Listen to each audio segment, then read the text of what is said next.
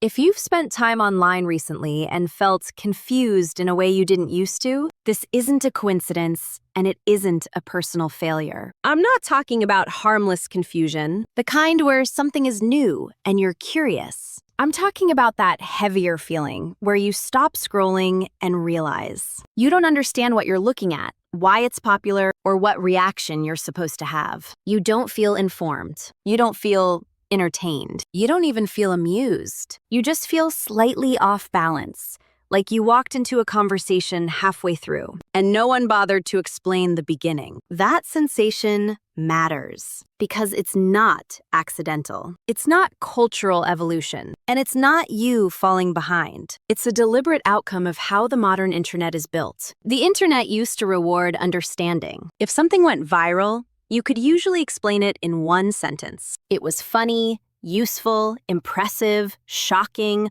or emotionally resonant. Once you got it, you moved on. Your attention was captured briefly, satisfied, and released. That model is gone. Today, understanding is inefficient. Platforms don't profit from clarity. They profit from hesitation. They profit from the moment where you pause, rewatch, scan the comments, and assume the meaning exists somewhere just beyond your reach. That gap between what you see and what you understand is the most valuable space online, and you are trained to live inside it. The modern internet is not designed to communicate with you. It is designed to keep you present. Presence is the metric, not comprehension, not satisfaction, not value. The longer you remain unsure, the longer you remain engaged. And engagement is what gets measured, packaged, and sold. This is why so much content now feels unfinished, contextless, or deliberately vague. It's not laziness. It's not incompetence. It's optimization. Confusion is no longer a bug in the system. It is the system. Once you understand that, everything you see online starts to make sense in a very different way. The strange trends, the empty phrases, the inside jokes that never get explained, the viral moments that feel like they require a decoder ring. They are not meant to include you. They are meant to hold you. There is a difference. Inclusion requires explanation. Holding requires ambiguity. And ambiguity is cheap to produce and extremely profitable to maintain. The algorithm does not care whether you understand what you're watching. It does not care whether you agree with it. It does not care whether it improves your life. It tracks behavior, how long you stay, whether you rewatch, whether you scroll back up, whether you read the comments, whether you hesitate before moving on. Confusion produces excellent data. Confusion forces the brain to keep working even after the screen changes. It creates an open loop that doesn't close. And open loops are addictive. They keep attention suspended, unresolved, and available for the next piece of content. This is why you often feel like everyone else understands something that you don't. When content has no obvious meaning, but millions of views, your brain assumes the meaning exists somewhere. Humans are social learners. We calibrate reality based on group behavior. So instead of questioning the platform, you question yourself. You assume you're missing context. You assume you're out of touch. You assume it's an age thing, a culture thing, or a personal blind spot. That self-doubt keeps you engaged longer than clarity ever could. And the system benefits every time you internalize confusion as a personal flaw.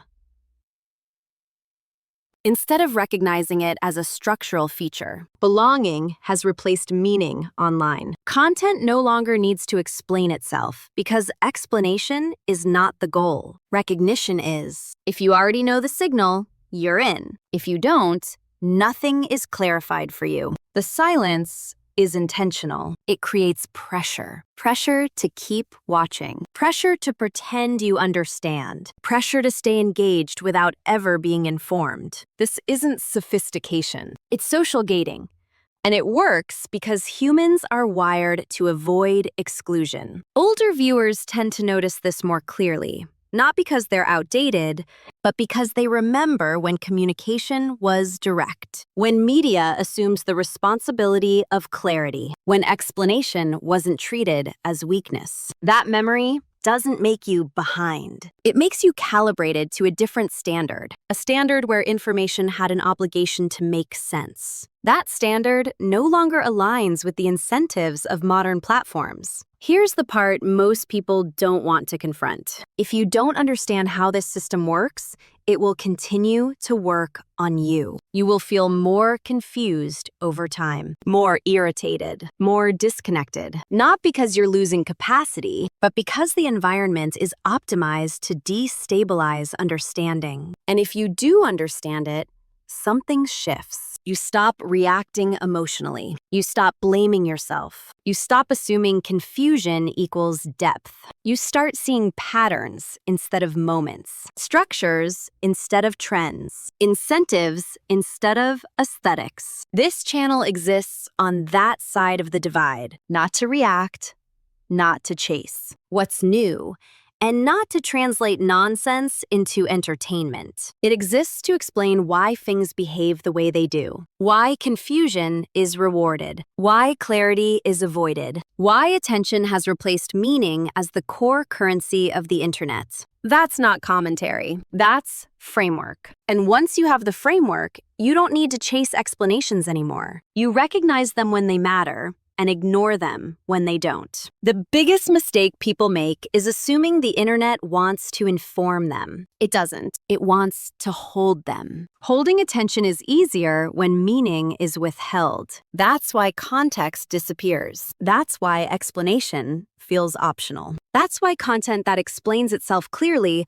often performs worse than content that leaves you hovering. Clarity ends interaction. Confusion extends it. This isn't a moral argument. It's an economic one. Once you see this clearly, you stop asking what something means and start asking why it's structured the way it is, why it refuses to explain itself, why it relies on implication instead of information, why it makes you feel slightly behind instead of fully satisfied. That single shift changes how you experience the internet. You become less reactive, less anxious, more selective. You stop feeling like the problem is you. Most people stop at recognition. They notice the manipulation and still let it shape them. That's not enough. Awareness without adjustment doesn't change outcomes. What matters is how you choose what to listen to, what to ignore, and what you allow to occupy your attention. Attention is finite, and in a system designed to extract it, guarding it becomes a form of intelligence. If you're watching this and thinking, this finally explains why nothing online feels complete anymore, that's not accidental. People who value clarity recognize it immediately when they encounter it. They don't stumble into it randomly. They seek it out, whether consciously or not. And once they find a source that prioritizes explanation over engagement, they keep it. Because clarity compounds. The more you see through the system, the less power it has over your attention. Let me be very direct.